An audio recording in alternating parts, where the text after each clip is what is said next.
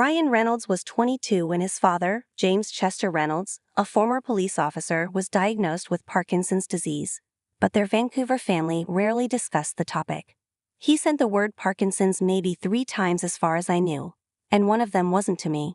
There was a ton of denial, a ton of hiding, says Reynolds, whose dad died in 2015 at age 74 after living with the disease for nearly 20 years.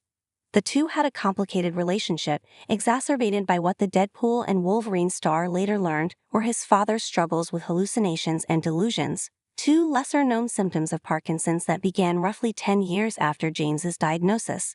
It really destabilized my relationship with him because I didn't really know what was happening, says Ryan, who has partnered with the educational campaign More to Parkinson's, which offers resources to patients and caregivers.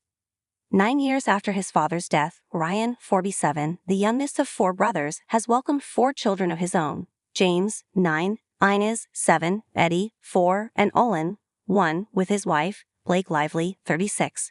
He opens up to people in this week's issue about what he's learned about Parkinson's and the perspective he's gained through fatherhood. Ryan's relationship with his father was challenging for several reasons. I have to preface this with the fact that my father was a man who does not share his feelings. He was a boxer, a cop, a hard ass. I can't even recall ever really having a proper conversation with my father. He was a present father, never missed a football game, but he just didn't have the capacity to feel, or at least share, the full spectrum of human emotion a bit. And pride was just so ingrained in him that it dictated almost everything that he did. Ryan struggled more with their relationship as the effects of James's increasing hallucinations and delusions caused a deeper divide.